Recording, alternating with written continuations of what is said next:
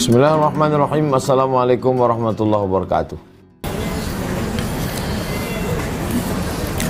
Bolehkah seseorang itu menerima zakat dari keluarganya karena dia tak punya penghasilan dari cara yang halal untuk menghidupi anak dan istrinya, karena tak bisa menghasilkan uang yang halal?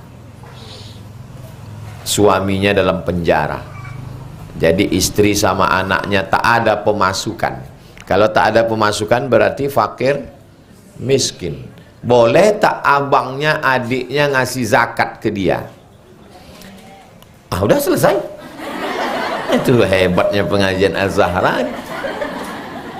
Jadi judulnya Ustadz bertanya, jamaah menjawab. Boleh kata jamaah. Tak boleh berzakat kepada orang yang wajib dinafkahi. Saya kan wajib menafkahi anak saya sama ustazah. Lalu saya bilang ke ustazah, "Ustazah, ini zakat saya sekaligus belanja kita bulan ini." Boleh? Boleh. Karena saya wajib menafkahi beliau. Ibu bisnismen, ekspor impor nenas, duitnya 1 bulan 1 miliar. Suaminya fakir miskin, tak ada pemasukan. Bolehkah ibu berzakat ke suami? Boleh, karena ibu tak wajib menafkahi suami. Bang, sini kau fakir miskin, sini. Aku kebetulan dapat 1 M bulan nih bang, duit nenas. Zakatku 1 miliar itu 2,5%. Berarti zakatnya berapa? 25 juta. Kalau 1 miliar 25 juta. Ini ku bayarkan zakatku ke kau bang, 25 juta. Tapi yang kau macam-macam. Kau macam-macam, ku sembelih kau hidup-hidup. Kenapa istri boleh berzakat ke suami? Karena suami tak wajib dinafkahi. Suami yang wajib menafkahi. Apakah abang adik wajib menafkahi abang? Tidak. Tapi Pak Ustadz kita menolong. Ini tak paham dia beda menolong sama menafkahi. Menolong itu sesama muslim wajib menolong. Menafkahi ini maksudnya ada jatah dia di dalam diri kita. Jelas? Datanglah bapak ke Pekanbaru. Anaknya kos. Ini belanja kau ya 5 juta sekaligus zakat bapak. Bisa? Tak bisa. Kenapa tak bisa? Karena bapak wajib menafkahi anak. Atau direktur ke karyawan. Kubayarkan ini kepada kau THR 3 juta sekaligus zakat aku. Tak bisa. Karena direktur wajib menggaji karyawan. Tak bisa sekali dayung 2-3 pulau terlampau.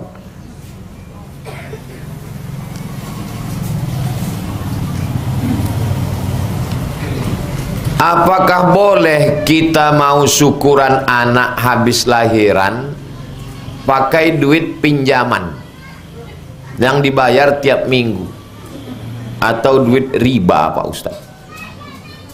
Boleh apa tidak Pak Ustaz? Syukuran itu apa hukumnya? Sunat. Bersedekah lahir anak, bersedekah rumah baru, bersedekah motor baru, sunat hukumnya.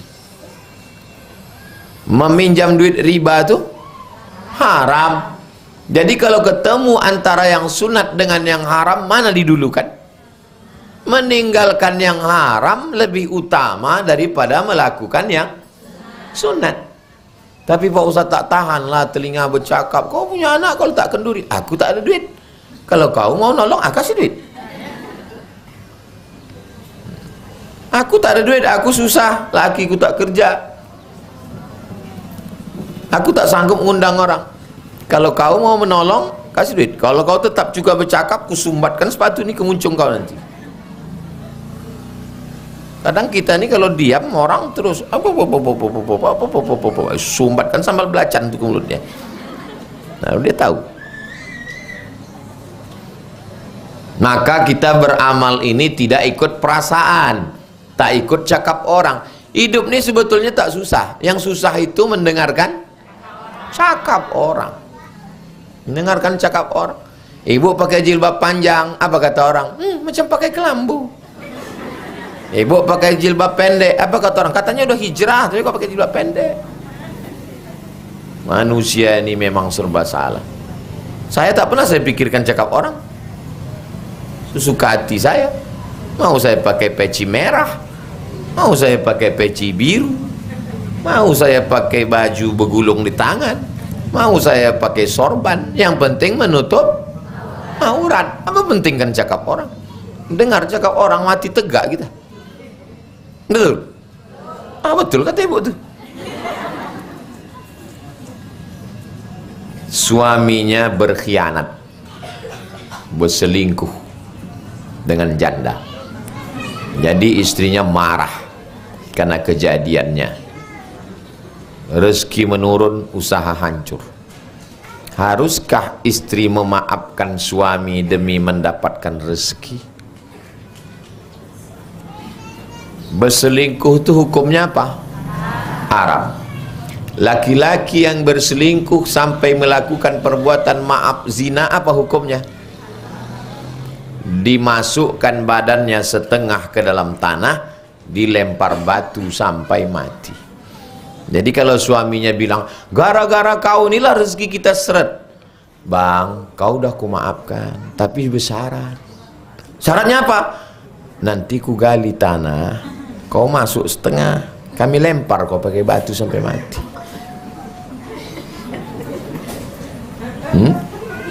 Jadi si suami ini menakut-nakuti bininya. Padahal rezeki itu seret karena perbuatan jahat dia ini. Duit ini habis sudah dibuat berselingkuh. Gatal. Pocoknya digulai sama sambal belacan sama terong.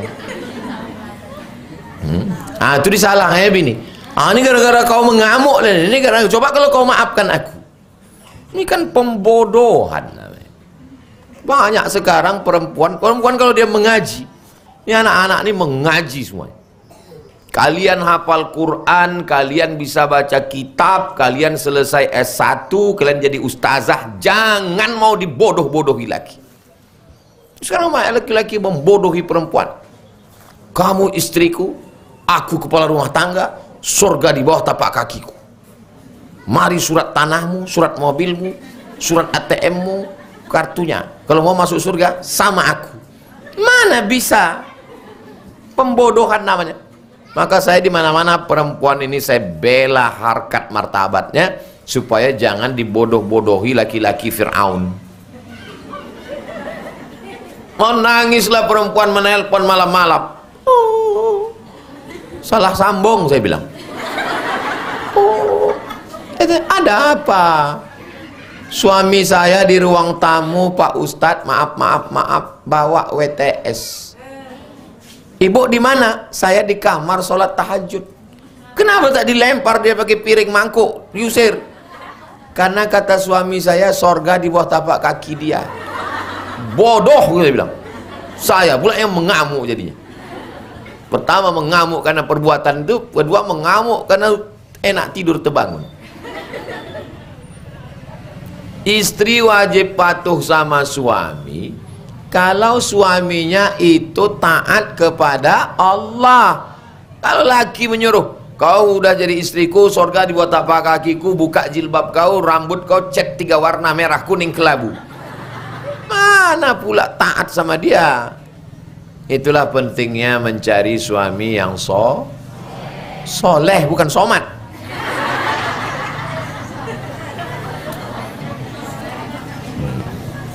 Mudah-mudahan anak-anak kita ini dapat suami yang soleh-soleh. Saya minta doanya Ustadz, saya dan keluarga, supaya lebaran ini bisa pulang kampung dan berlebaran bersama orang tua di kampung. Yang punya orang tua baliklah, karena nanti kalau dia sudah tak ada, banyak pun duit, mau balik kemana? Dia tak ada lagi. Kalau orang tua sudah meninggal, bisa ziarah, alhamdulillah. Tapi kalau tak bisa pulang, jangan paksakan. Bang, aku mau pulang. Nggak ada, dek, kata si abang tuh. Kalau tahu dulu tak bisa pulang, kenapa berani kau menikahi aku? Kumatlah darah tinggi abang tuh. Jadi kalau tak bisa pulang, video call.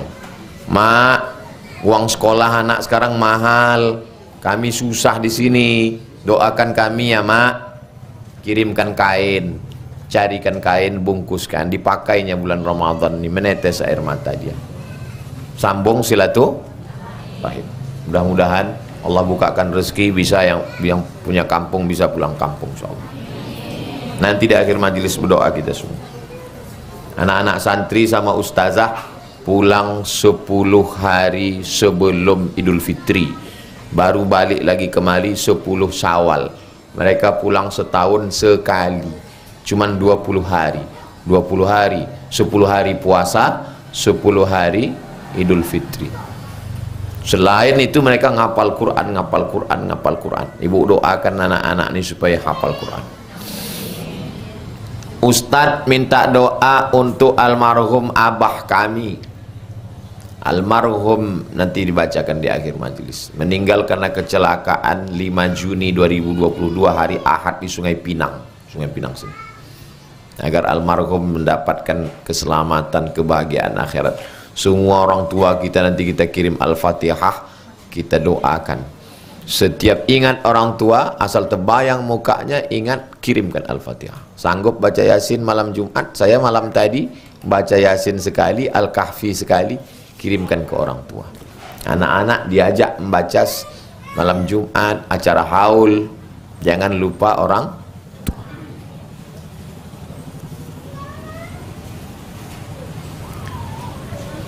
Tahun 3 ini saya mu'allaq, berarti udah 3 tahun masuk Islam.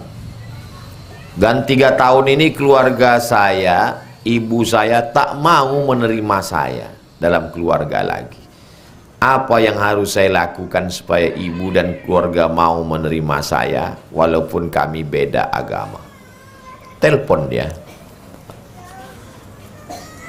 Selamat pagi, Mak. Selamat sore. Ditutupnya, telepon lagi.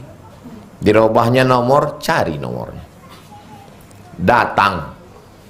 Apa makanan kesukaan dia? Kolak labu. Bawakan. Ketupek gulai paku, belikan. Martabak, bawakan. Ini, Mak.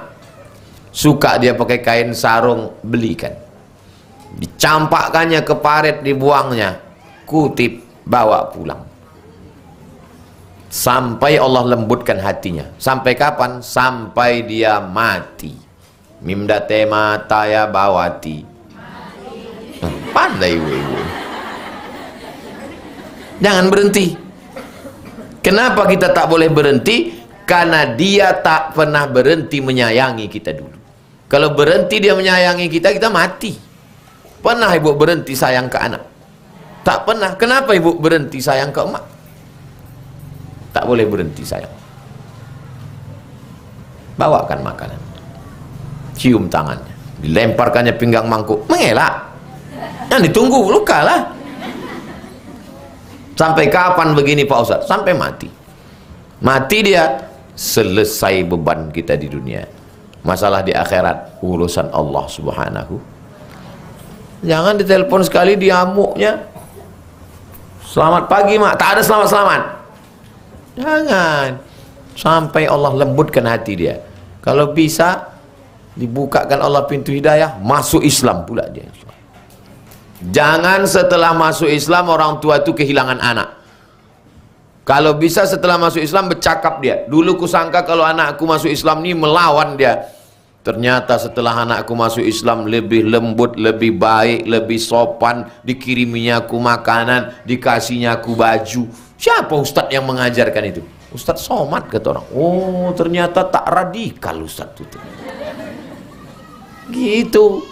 Jangan tentang udah masuk Islam balik ke kampung, mak penghuni neraka. Mana bisa? Asma nama sahabat Nabi. Siapa namanya? Asma maknya tak Islam, dia masuk Islam. Datang maknya mau jumpa, takut dia jumpa karena tak sama agama. Lapor ke Nabi, ya Rasulullah, ummi qadimat, makku datang. Afa asiluha, boleh ku sambung silaturahim dengan dia ya Rasulullah? Kata Nabi, siliha, sambung. Afa utiha, boleh ku kasih hadiah dia ya Rasulullah? Kata Nabi, itiha, kasih dia hadiah. Itulah dalil boleh dua, silaturahim dan kasih hadiah. Belikan dia selop, belikan dia sendal, belikan dia baju, kasih dia duit. Pak Ustadz, apa itu bid'ah? Suami saya pernah mengajak bid'ah, tapi langsung saya tolak. Katanya melakukan ilmu agama pada satu guru. Bid'ah itu melakukan perbuatan yang tak ada dalilnya. Itu bid'ah. Tak ada dalam Quran, tak ada dalam hadis, tak ada dalam pendapat ulama, tak ada dalam ijma', tak ada dalam qiyas. Maka itu perbuatan bid'ah.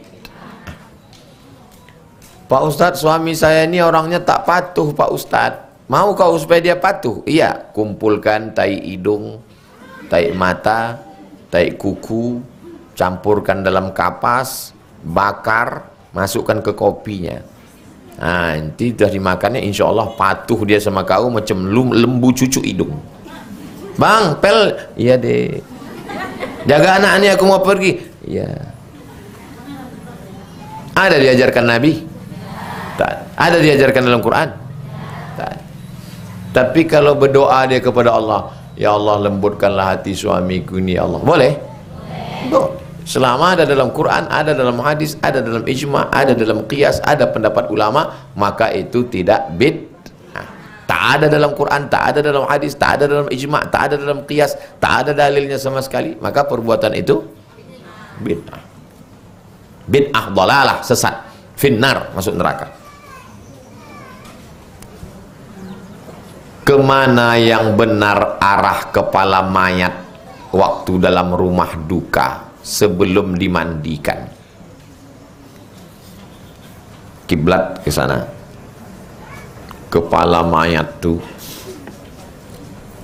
ini kepalanya, ini kakinya.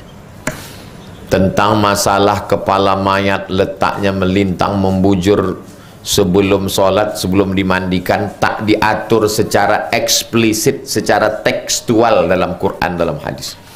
Itu dilakukan mengikut sebagaimana sholat jenazah, supaya tak berputar-putar mayat. Jadi kalau ada orang meletakkan jenazah sebelum sholat begini, tak salah, tapi nanti kan susah payah, dibuat dia macam akan sholat. Supaya nanti waktu habis sholat, karena alas di bawah itu tidak digeser-geser alas, diletakkan dia balik di atas. Kalau laki-laki, imam tu ke arah kepala. Kalau mayatnya perempuan, arah pinggang. Kalau bencong Pak Ustadz, bencong itu laki-laki, cuma melambai. Bencong itu laki-laki. Bencong mati, maka jenazahnya diurus laki-laki. Jangan ibu latah pula mengurus. Dikapankan menurut laki-laki.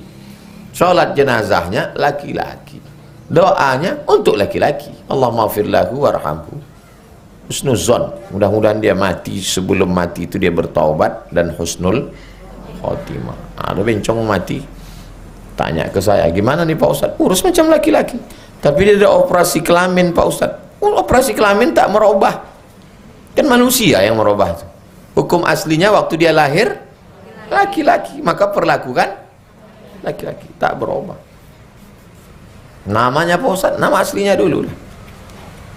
Itu tentang masalah sholat jenazah dan memperlakukan penyelenggaraan jenazah. 5:30. Ada kertas lagi? Habis.